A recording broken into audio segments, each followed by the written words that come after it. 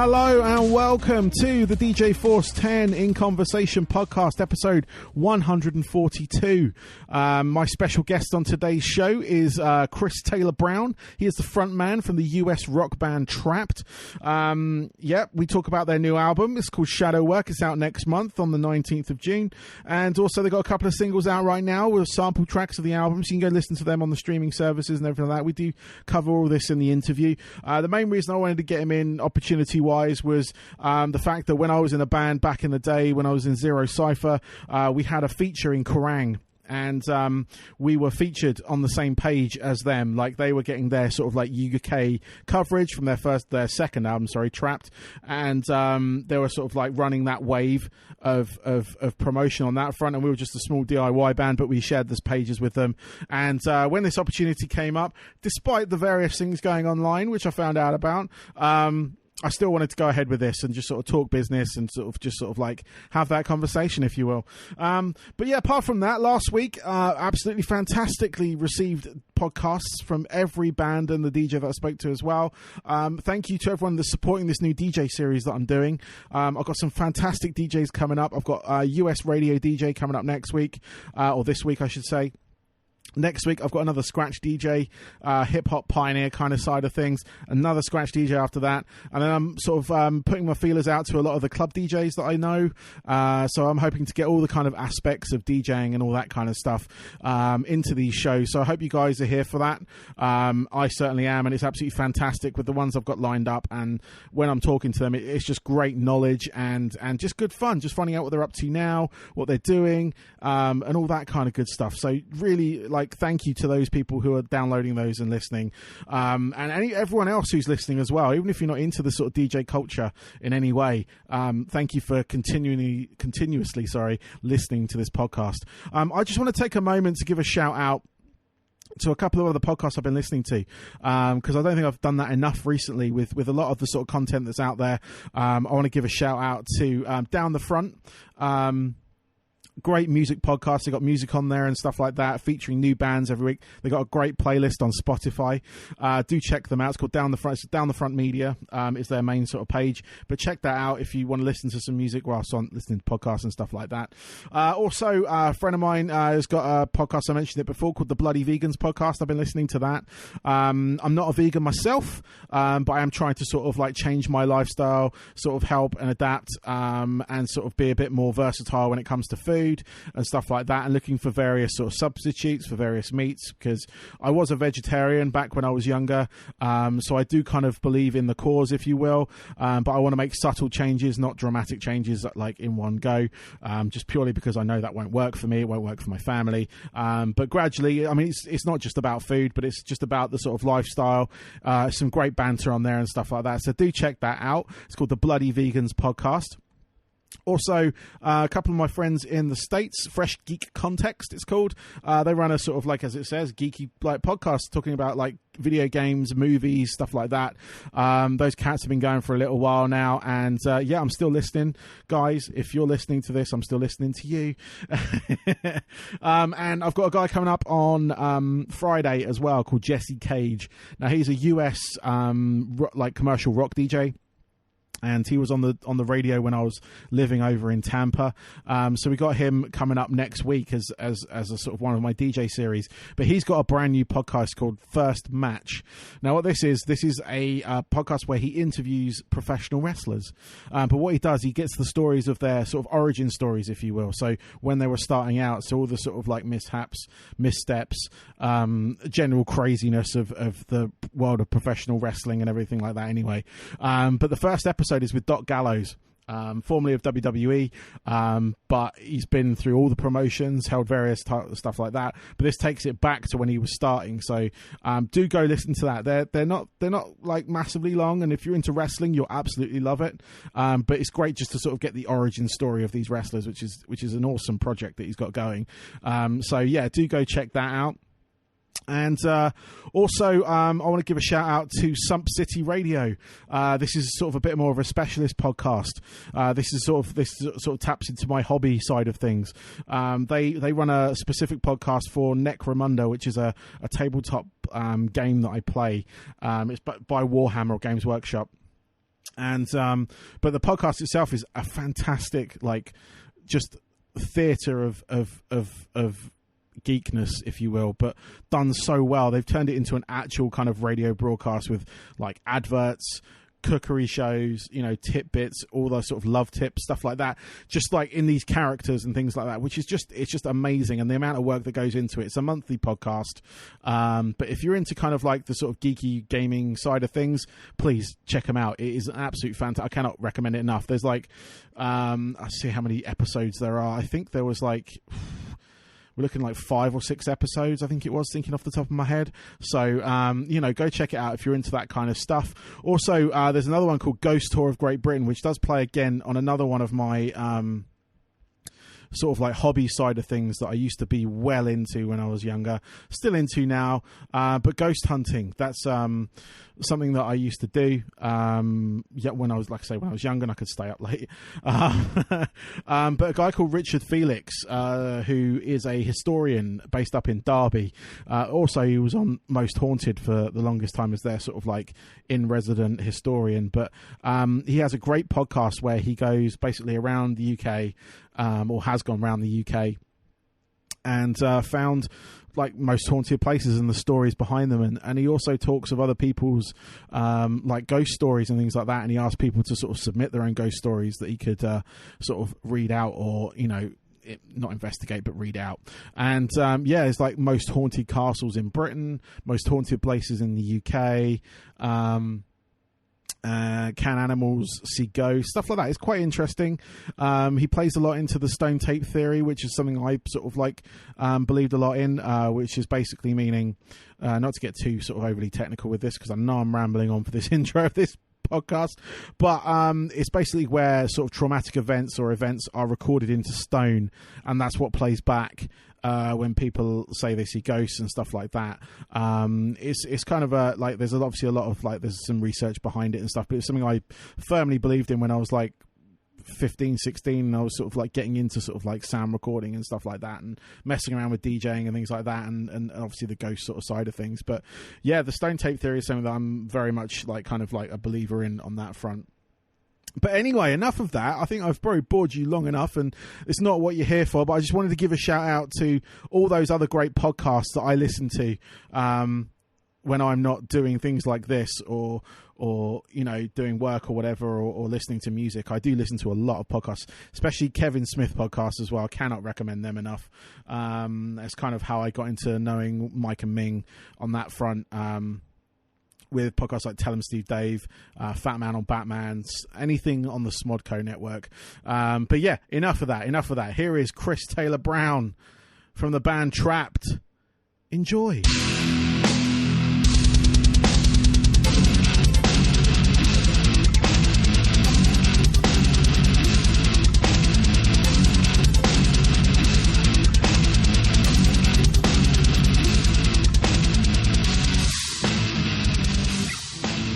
Well, I'd like to welcome to the show. I've got Chris Taylor Brown. He's a founding member, frontman, guitarist of the band Trapt. Welcome.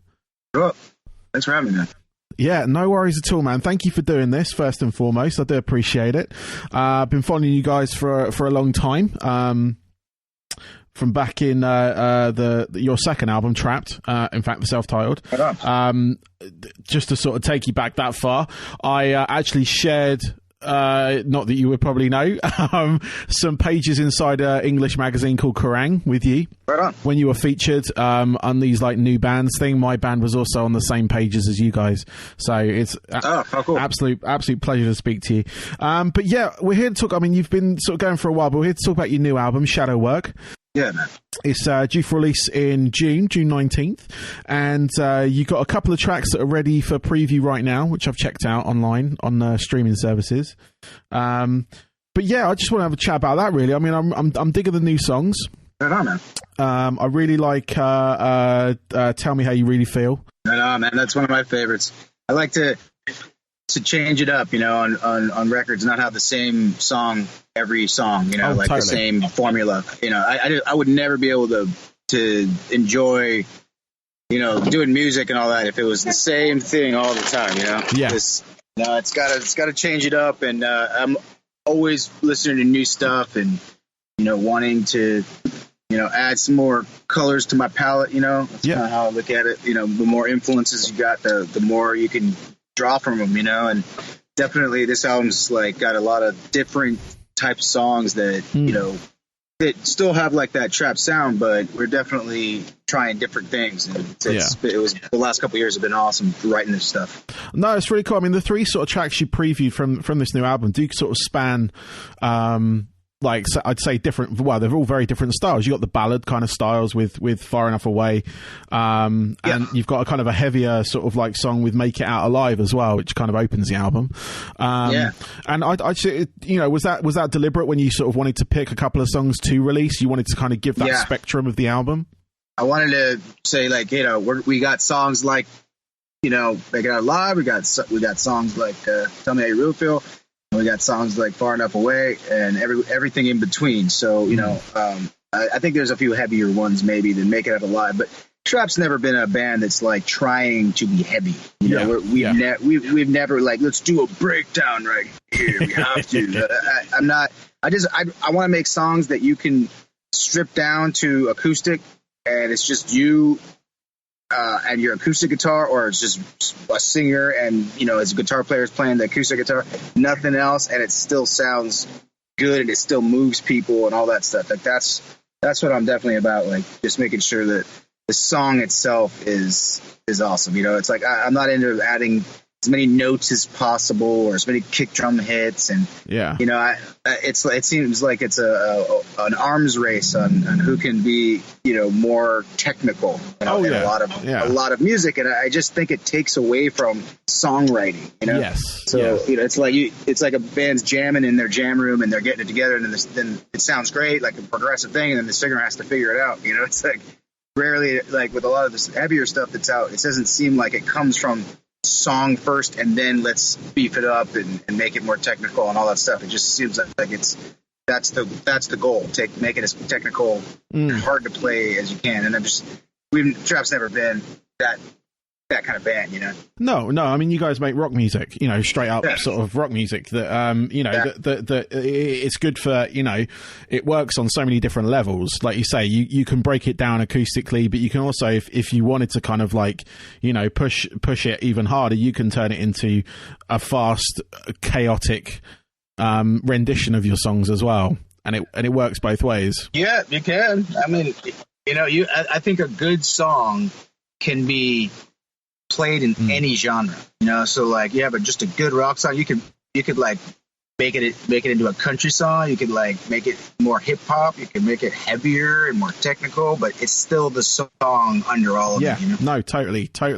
So when what are you guys sort of doing at the moment? Obviously, the whole world's kind of shut down and everything, and you guys have got an album coming out, and how are you kind of dealing with that at the moment? So we we hope that July things start really opening up, and the album drops June 19th. So it'll be cool to have fans live with it for a couple weeks and tell us what they want to hear, the songs they want to hear most live from the new album. So usually we've been like touring before the record comes out and into it. So this is the first time that we're like putting it out, and we're not on an active tour.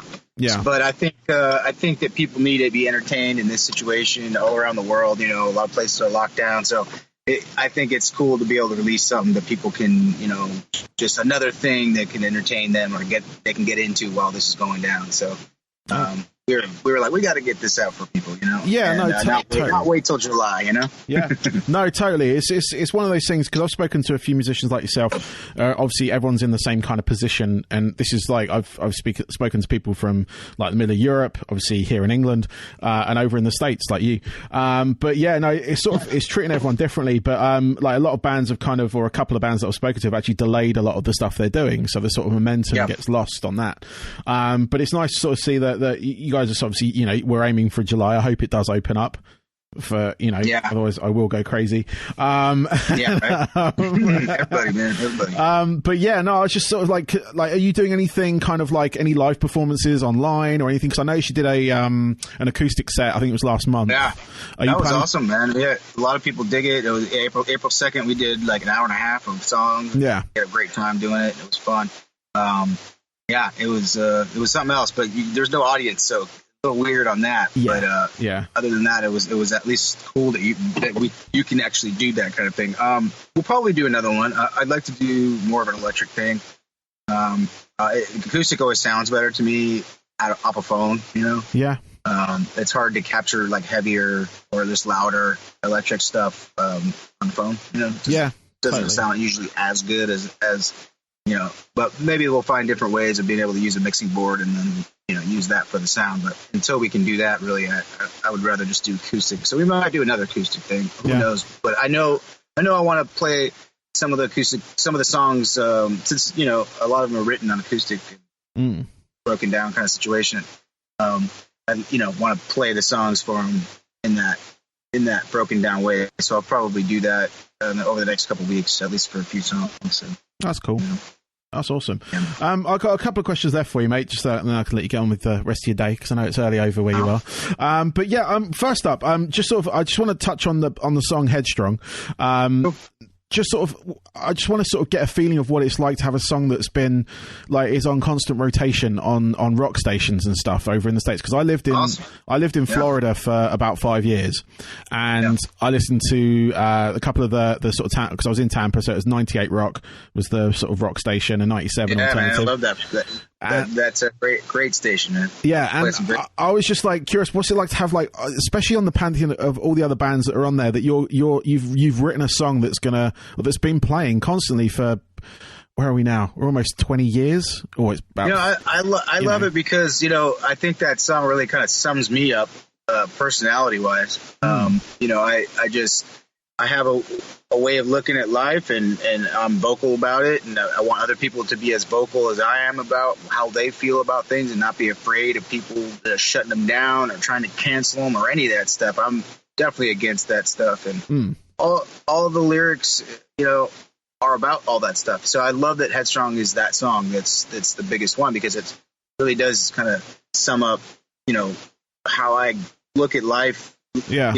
In those lyrics, simple, I'm not trying to, make the greatest poetic lyrics on that song. It's just like, hey, this is me. This is how I go about things, and how I look at life, and, how important it is to be yourself and be self-empowered and all that kind of stuff. So we've always had that message of self-empowerment, and that song totally nails that. And so, and it's awesome to be able to say that. It's just, I think it's going to, be around in 100 years, or it'll be around in a decade. So I think that's a cool, very cool thing to have done. Yeah, I just want to know what that kind of felt like, because I've been a musician and not had anything that lived any further than the releases.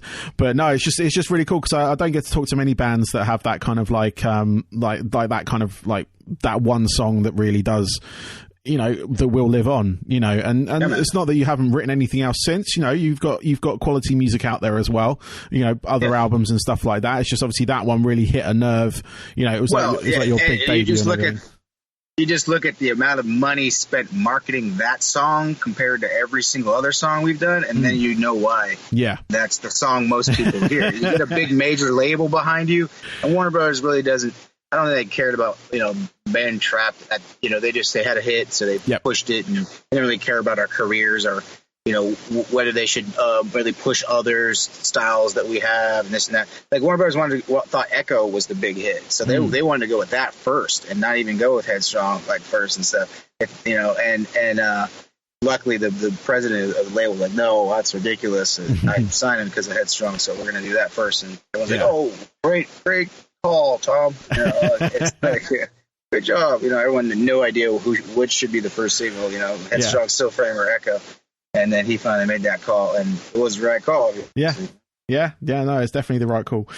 So yeah, I got another one for you. This is more about yourself, sort of where you're kind of your origins, if you will, as a musician. But what are your 3 albums that you would really pinpoint as pivotal for you, that kind of got you into singing, got you into playing the guitar and stuff like that? Oh yeah, I'd say Pearl Jam 10.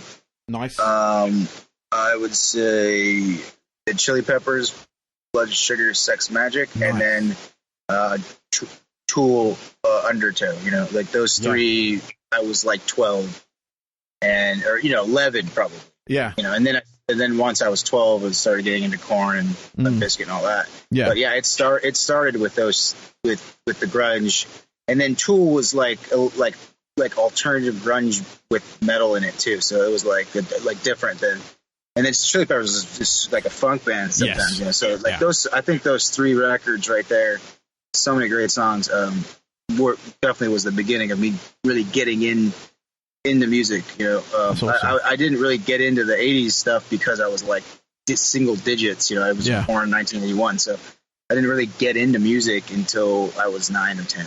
10, really. Yeah. Before that, it was like, you know, Crisscross or stupid songs like, you know, that I didn't even know what music was or anything. But as soon as I heard, you know, Chili Peppers and Pearl Jam, I was like, well, that's amazing. And then Tool. Yeah. From there, and then it was Pantera and Slayer, and I got into that kind of stuff too. But that didn't grab me as much, you know, just because I like the more melodic, you know, stuff like that. You know? Yeah, no, that's cool. No, the top albums, all 3 of those, to be honest with you. I love all 3 of those. Finally, what are your hobbies away from music? So when you're not doing trap stuff, what do you do to kind of unwind? What's your sort of like go-to on that front?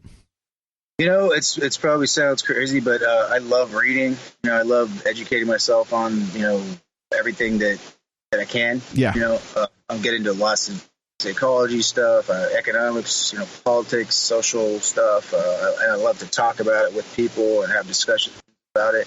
You know, I like social media and get up there and say your piece and this and that. Yeah. And it's definitely, I love being part of a conversation, you know, if I can be. And, you know, definitely have made good use of social media, I think, over the last few months. Yes, no, it's quite colourful. Like I said, I lived in the States for a good 5 years. I've got friends who are on both sides of the spectrum. So, you know, they've got the ones that are kind of, you know, the ones that are very sort of outspoken on like not wanting to be locked down and not being told what to do by a governing body and stuff like that. And then I've got the ones on the other side of the coin as well. So, you know, and I'm here in England. We've got our own problems. So, but nobody should be afraid to speak up and get that off their chest if they feel like they need to say something and maybe, you know, they feel like it's not being said. Well, go say it, man. Don't be afraid. So like that's really what I'm doing the last few months is just like say what you have to say. Don't let anyone walk all over you. Defend yourself if someone's lying about you or whatever. Correct the record. You know, you're allowed to do that. And you know, don't let people jump down your throat or try to cancel you. Fight against it. Fight your corner, basically. You know. Yeah, man. Yeah. Cool. Well, Chris, thank you very much for your time, mate. I do appreciate it. Man, thanks for having me. No worries. Good luck with the album and everything. I look forward to hearing the whole thing. And hopefully see you over on these shores at some point. Next year we're definitely coming over. Cool. Awesome. Chris, have a fantastic rest of your day, mate. You too, bud. Cheers.